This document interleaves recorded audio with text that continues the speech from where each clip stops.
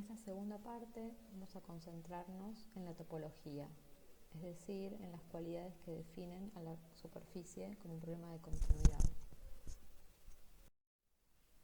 Veíamos la clase pasada que existen distintos tipos de proyecciones que permiten traducir un volumen a una figura bidimensional o a una superficie plana. Uno de los usos más antiguos de los sistemas de proyección estuvo en el desarrollo de mapas y se volvió muy específico para entender cómo traducir el volumen de la Tierra a una superficie. Existe un tipo de proyección que se ocupa especialmente de traducir la superficie de una esfera a un plano, que es la proyección estereográfica. Sin embargo, la geometría de la Tierra es más compleja y necesita de un desarrollo particular. La proyección cartográfica o geográfica es un sistema de representación que establece una relación entre los puntos de la superficie curva de la Tierra y la superficie plana de un mapa. Estos puntos se localizan con una red de líneas auxiliares llamados meridianos y paralelos que conforman una grilla que nos permite medir punto por punto. Hay distintas formas de producir esta clase de proyecciones. Pueden ser proyecciones cilíndricas, donde lo que está en contacto con el plano de proyección es el ecuador y es lo que no tiene deformación. Una proyección cónica, donde se hace un contacto a los 45 grados norte, pero es una proyección donde el polo está con menor grado de deformación, o una proyección sobre un plano que está en contacto directo con uno de los polos, que sería una proyección polar. Cada una de estas proyecciones produce deformaciones en algunos puntos, porque al estar proyectando como una única superficie el volumen de la Tierra, que no puede desplegarse en una superficie completamente continua, siempre se prepondera y hay partes que quedan más parecidas a como miden en su realidad y partes que tienen mayor deformación. Para esto el sistema de grilla de meridianos y paralelos nos sirve para entender cómo esa deformación se va produciendo en cada uno de los cuadrantes y cuáles son los que tienen mayor grado de veracidad o de cercanía con la realidad. Algunos de los mapas se concentran en el problema de los polos, adquiriendo mayor precisión en esos puntos y deformando los continentes. Algunos utilizan un sistema elíptico para producir las líneas de los meridianos y los paralelos, y otros utilizan sistemas de desplegar como gajos de la Tierra y poder tener, a pesar de no construir una superficie completamente continua, poder tener mayor veracidad en cada uno de los cuadrantes. A lo largo de la historia hubo muchísimas aproximaciones a este problema con diversos puntos de vista. Una de las cartografías que tuvieron más relevancia a lo largo de la historia es la proyección Mercator, que es esta que vemos, donde se utiliza un sistema de grilla ortogonal entre paralelos y meridianos. Es una proyección cartográfica que la creó Gerardus Mercator en 1569 para elaborar estos mapas de la superficie terrestre, y se utilizó mucho a partir sobre todo del siglo XVIII para las cartas náuticas, porque permitía trazar las rutas de un rumbo como líneas rectas. Es un tipo de proyección cilíndrica que está tangente al ecuador, es decir, que la línea del ecuador está en verdadera magnitud y por lo tanto deforma las distancias entre los meridianos. En este caso, la Tierra funcionan como gajos de polo a polo en líneas paralelas. Eso hace que a medida que nos acercamos a los polos, lo que sería un punto se transforma en una línea y va deformando en gran medida esa superficie. Si vemos este esquema, entendemos cómo la única parte que está en verdadera magnitud se corresponde al ecuador, y a medida que nos alejamos y nos acercamos a los polos, lo que el cuadrante, que sería un triángulo, se termina deformando en un rectángulo y termina siendo superficies mucho mayores de las que en realidad tienen, por ejemplo, los sectores de la Antártida, de Groenlandia, etc. Esta cartografía de Mercator dejó de usarse y se reemplazó por otras. Sin embargo, a partir del año 2005 tuvo una nueva relevancia, ya que es la que utilizan Google Maps actualmente. usan una variante de esta proyección que supone que la superficie del planeta es esférica en vez de la forma exacta para simplificar los cálculos. En la actualidad la mayoría de los mapas se hacen en base a proyecciones modificadas o en base a combinación de las proyecciones anteriores, a veces con varios puntos focales, para poder corregir lo máximo posible las distorsiones en las áreas. Y esto hace que se produzcan algunos lugares donde sí hay mayor deformación, y a estos lugares en general se los asigna en las partes de grandes extensiones de agua. Entonces la proyección pone su mayor precisión en los sectores que realmente es preciso medir, como los contornos de los continentes. Esta es la proyección de Winkel-Tripel, que es la más actualizada para hacer mapa mundi. Si vemos esta indicatriz de deformación por encima, vemos que el centro es el círculo perfecto, que es el que no tiene deformación, y a medida que nos alejamos de ese centro hay deformación y podemos ir midiéndola con la deformación de cada uno de esos círculos. El ejemplo que quería mostrarles ahora es el mapa de Dymaxon, creado por Buckminster Fuller, que era un arquitecto, y creó este mapa en el año 1946. Es una proyección de un mapa mundial sobre una superficie de un icosaedro que se puede desplegar y aplanar en 2 dimensiones. El mapeo está interrumpido en secciones, en partes, para preservar las formas y los tamaños, es decir, que tiene un muy bajo grado de deformación de las superficies. Sin embargo, no se constituye como una esfera o como la superficie esférica de la Tierra, sino que se constituye como una superficie icosaédrica de superficies planas que pueden medirse de manera de verdadera magnitud cada una de ellas. Este es el mapa, la proyección del mapa, que tiene una forma bastante poco habitual a lo que estamos acostumbrados a ver, y está producido por lo que se llama un teselado, que es la parte de la geometría que permite traducir una esfera a superficies planas. En este caso, combinando cuadrados y triángulos y permitiendo que cada uno de esos planos pueda ser medido con exactitud. Tiene menos distorsión del tamaño relativo de las regiones, especialmente si se lo compara con la proyección Mercator, que es la que veíamos antes, que es la que transforma esta superficie de gajos de la Tierra en un sistema completamente ortogonal.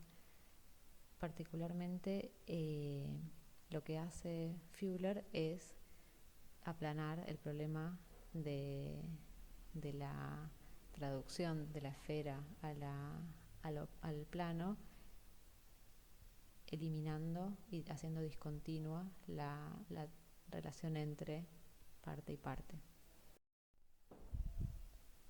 Cada borde triangular del mapa coincide con la escala de un círculo parcial en un globo correspondiente, ¿no? Entonces va haciendo proyecciones parciales que va registrando en cada una de esas superficies planas y que después se pueden replegar y unir y volver a poner en contacto.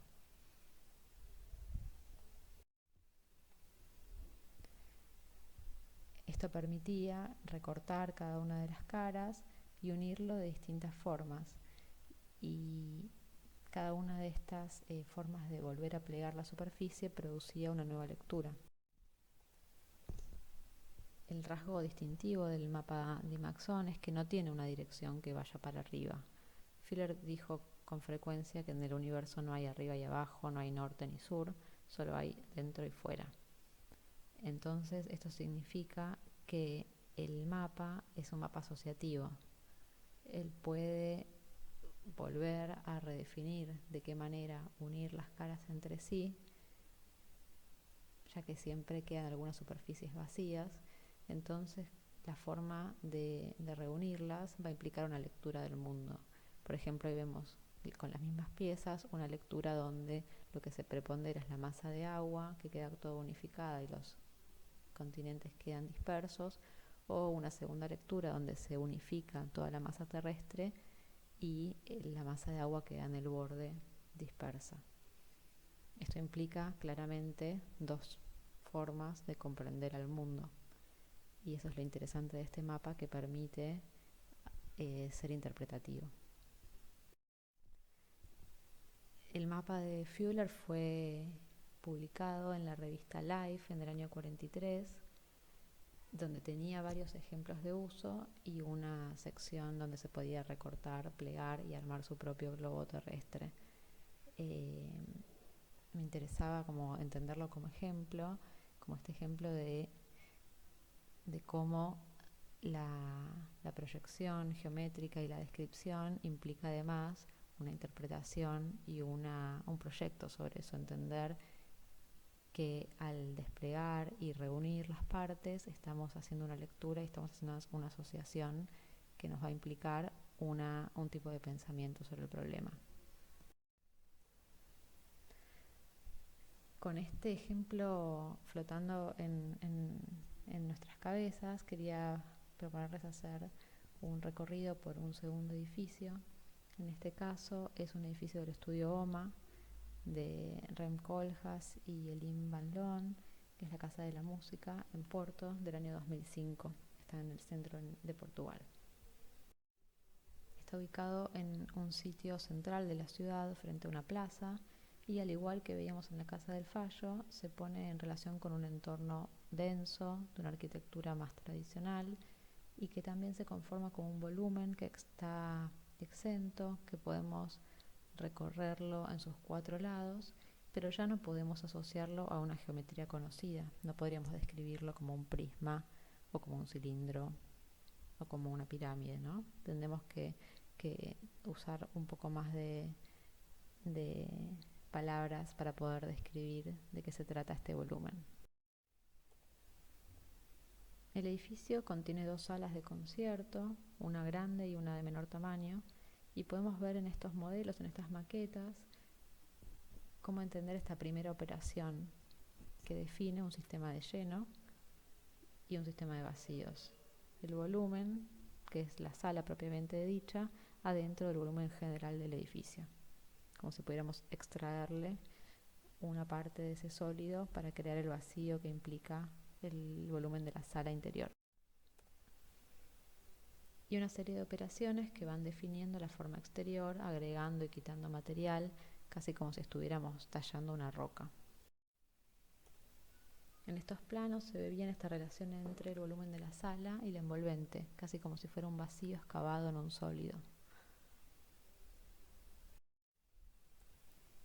La sala atraviesa el edificio de extremo a extremo, haciendo que esta operación de vaciado se perciba desde el exterior, toca los límites de la envolvente del edificio. Desde adentro de la sala podemos ver el paisaje, porque estas caras, en el momento en el cual la sala toca la envolvente, se vuelven transparentes. Y desde afuera se reconocen también, sobre todo de noche, por esta diferencia de iluminación que hace que percibamos el vacío interior en contraste con la envolvente maciza y sólida y opaca. Pero si empezamos a analizar y a ver qué es lo que hay adentro de esta masa, de esa envolvente, encontramos que hay una serie de programas y usos anexos que están contenidos entre la sala y la cara exterior. Y así se despliega un comportamiento del volumen que ya no es un sólido vaciado, sino una superficie que se pliega para envolver una gran cantidad de cosas muy heterogéneas y distintas entre sí, casi como esta montaña de Cristo y Jean-Claude que envolvían con una tela y dejaban en el medio ese aire entre una cosa y la otra. En este caso está lleno de otras actividades. En ese intersticio encontramos escaleras, circulaciones verticales o algunos programas anexos, ¿no? Como pequeños auditorios, cafeterías. Y entre el volumen interior de la sala y la superficie exterior se define este espacio intersticial, este borde por el cual los usuarios circulan y que va modelando el comportamiento de la cara exterior y de la cara interior. Y la envolvente exterior, a pesar de variar en su conformación material y ser por momentos de hormigón y por momentos de vidrio, es continua en su condición superficial. Está plegada de manera tal que reconocemos cada plano por la definición de sus aristas, sin diferenciar su cualidad material. Y vemos cómo el pliegue opera, por ejemplo, sobre una ventana partiéndola en dos planos oblicuos. Es decir, que el comportamiento material y la definición de cada una de las aristas o de cada una de las figuras no siempre se corresponden entre sí, haciendo más evidente este comportamiento de la superficie plegada. Estas operaciones sobre la superficie las podemos describir geométricamente justamente a partir de desplegar la envolvente exterior como si fuera un plano, como Buckminster Fuller hacía con la Tierra. Un plano continuo que define sus caras y las líneas por donde se pliega para adquirir esta condición volumétrica. Podríamos estas mismas caras separarlas y volverlas a reunir y constituir otra clase de volumen o constituir otras relaciones entre ellas. Me interesaba traer estos ejemplos para poder ver un rango de operaciones muy distintas en relación al comportamiento de la forma. Usando estos modelos más abstractos de Rachel Whiteread y Christo Jean-Claude para entender las diferencias entre estereotomía y topología y después ponerlos a prueba en casos de arquitectura donde la mirada requiere hacerse más precisa y más compleja para definir las operaciones sobre la forma y cuáles son las lógicas geométricas y constructivas que se despliegan en cada caso, entender cómo se comporta el edificio y qué herramientas de representación y de geometría necesitamos para describir esa clase de operación geométrica o formal. Finalmente, quería retomar el ejercicio que proponíamos al final de la teórica anterior para poder volver a pensarlo y entender cómo responder a este problema de entender cuáles son las diferencias entre verdadera magnitud y escorzo. En este caso, en la primera figura, estamos haciendo una proyección ortogonal, es decir, que las cuatro proyecciones que estamos haciendo, las cuatro vistas que estamos haciendo de este objeto, son perpendiculares entre sí, pero no necesariamente se corresponden con la dirección del objeto. Si vemos en esta primera figura, la única cara que es paralela a la cara del objeto es la cara número 6, es decir, que es la única que está en verdadera magnitud. Todas las otras caras están en escorzo, porque no están proyectadas de manera paralela a la cara del objeto. En la figura 2 estamos haciendo proyecciones en verdadera magnitud porque, a pesar de no ser ortogonales entre sí, cada una de las proyecciones está hecha a partir de usar rayos que son perpendiculares a la cara, es decir, que la proyección es paralela a la posición de la cara. En este caso, la cara 1 es paralela a la cara 1 del objeto, la cara 3 es paralela a la cara 3 del objeto y la cara 4 también, es decir, que estas tres caras verticales están en verdadera magnitud. Sin embargo, la cara 2, que es la proyección de lo que vemos como horizontal en la planta, no está en verdadera magnitud porque vemos que su medida no se corresponde con la de la planta, es decir, que necesitaríamos producir una nueva proyección oblicua paralela a ella para poder definir cuál es la medida real de esa cara. Ahora pueden seguir con el módulo 2, donde van a tener la consigna y los materiales anexos para poder continuar con el ejercicio. Muchas gracias.